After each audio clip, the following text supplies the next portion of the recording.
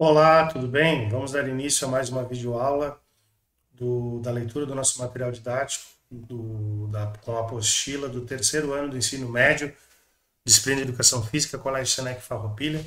Peço por gentileza que vocês peguem o seu material didático e com ele em mãos vamos dar início à nossa leitura. Olha aqui, pessoal, nós paramos na outra aula no 1.1, a história do voleibol. Então vamos tirar o marcador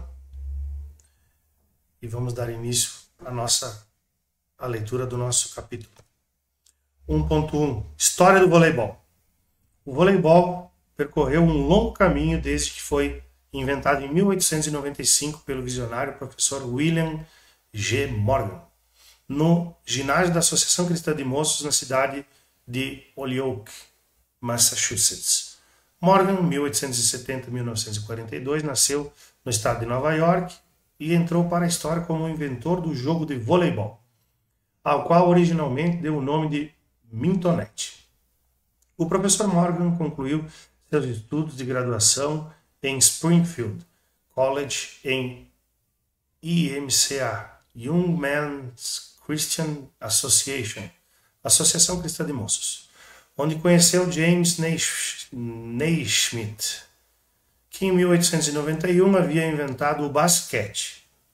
Depois de se formar, Morgan passou seu primeiro ano na YMCA em Auburn, no estado de Maine.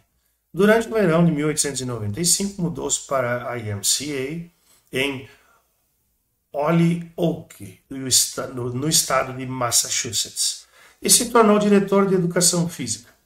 No cargo de diretor, contribuiu com o desenvolvimento de programas significativos de exercícios físicos e práticas desportivas para homens adultos. O professor Morgan era dotado de um entusiasmo e liderança, valores que cativaram seus alunos e tornaram suas aulas concorridas. Contudo, ele sentia ainda a necessidade de algum tipo de jogo com características recreativas e também competitivas, que proporcionassem variações ao seu programa esportivo. O basquete, esporte já em desenvolvimento na época, apresentava-se como um jogo atrativo ao público jovem. No entanto, a intensidade e o contato físico dessa modalidade limitavam a participação dos alunos mais velhos. Nessa perspectiva, a busca por uma modalidade que atendesse a essas demandas ainda continuava.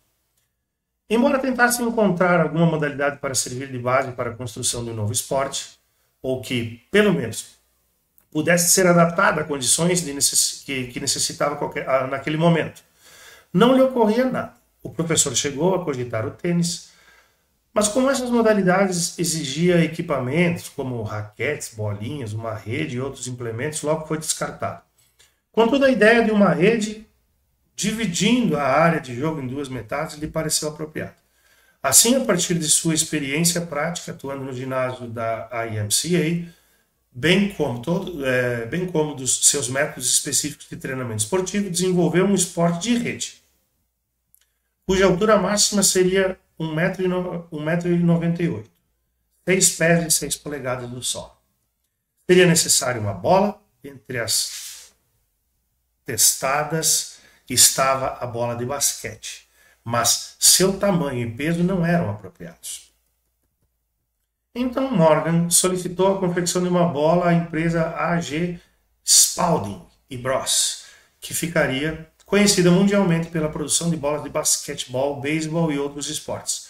As primeiras bolas de voleibol foram então desenvolvidas na fábrica dessa empresa, situada em Chicago, em Massachusetts.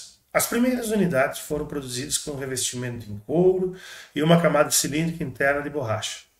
Seu peso variava entre 252 e 336 gramas e seu diâmetro entre 63,5 e 68,6 centímetros. Após a aprovação da bola, deu-se início à confecção da modalidade a partir da definição dos conceitos básicos e das 10 primeiras regras do jogo. Para isso, o professor Morgan solicitou o auxílio de seus amigos de Holyoke, Dr. Frank Wood e John Lynch, para que, com base em seus apontamentos, dessem sequência a essa etapa. Em uma conferência realizada no início de 1896, o professor Morgan apresentou seu novo jogo a convite do Dr. Luther Halsey Gulish, à época diretor da Escola de Educação Física Profissional e diretor executivo do Departamento de Educação Física do Comitê Internacional das IMCAs.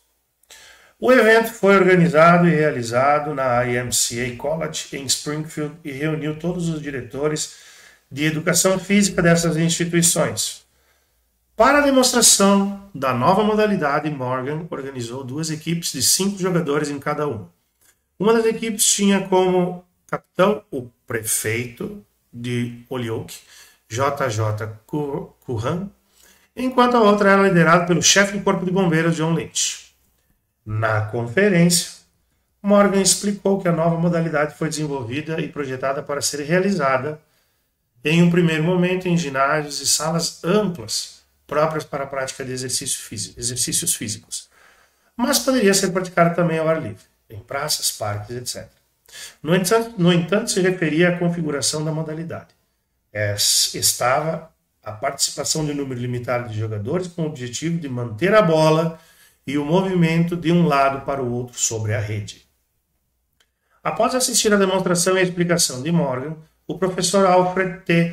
Halstead destacou que a principal ação do jogo, que é o ato de a bola transitar de um lado para o outro da quadra, sendo rebatida diretamente sem tocar o chão, caracterizaria uma ação de voleio, vôlei em inglês. Uma ação comum às outras modalidades esportivas como o futebol e o tênis, e por essa razão propôs uma alteração do nome da modalidade, chamada até então por Morgan de mintonete, para voleibol. Esse nome teve boa repercussão e foi aceito pelo criador e demais membros da conferência. Até os dias de hoje, o nome se mantém o mesmo, apenas com uma pequena alteração. A Associação de Voleibol dos Estados Unidos, United States Volleyball Association, em 1952 propôs que o nome voleibol passasse a ser escrito da forma unificada, voleibol, com uma única palavra.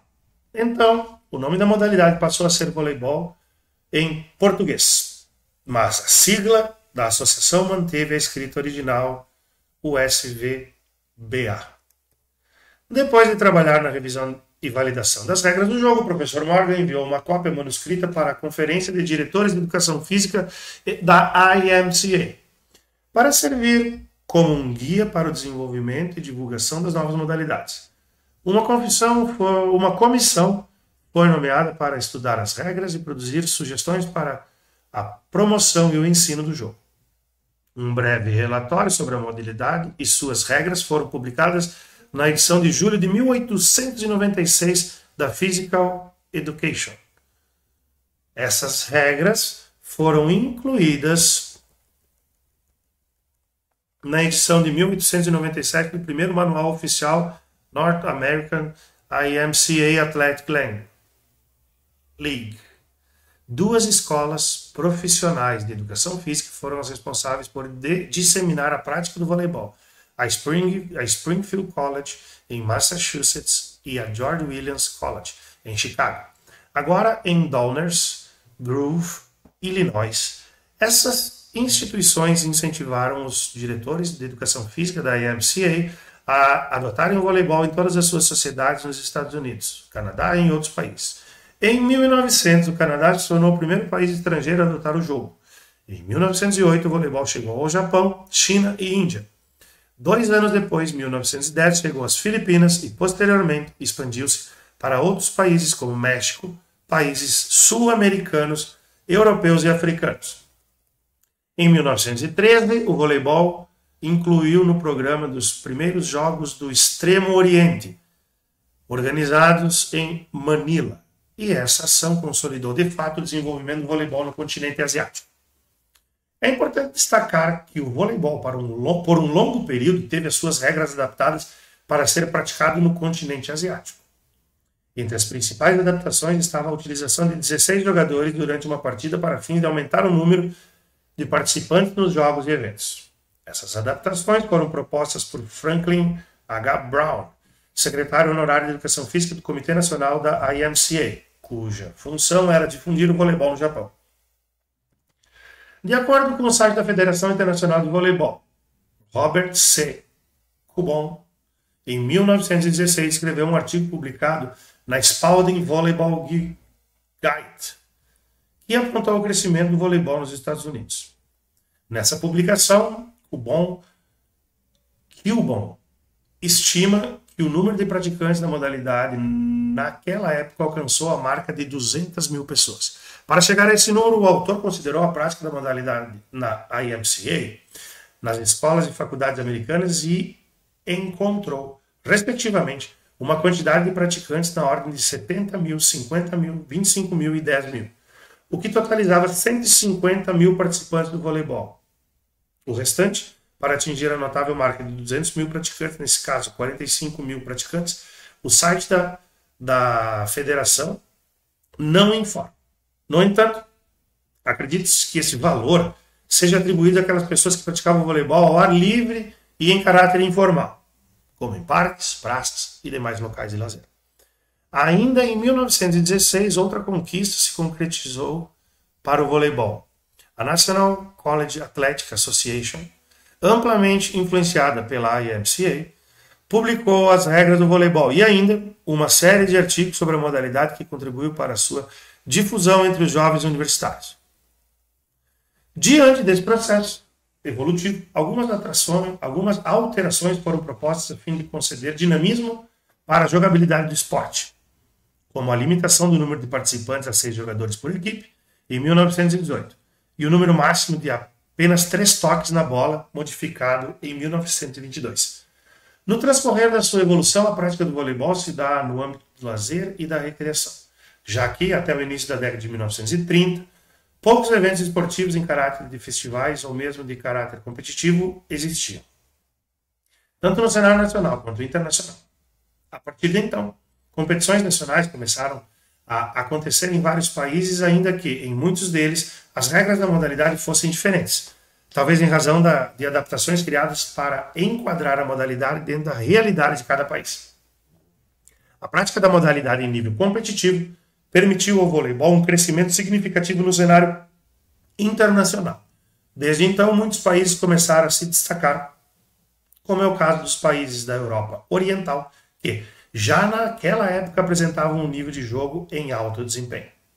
Com o passar do tempo, o voleibol tornou-se um esporte cada vez mais competitivo e de alto rendimento físico, técnico e tático.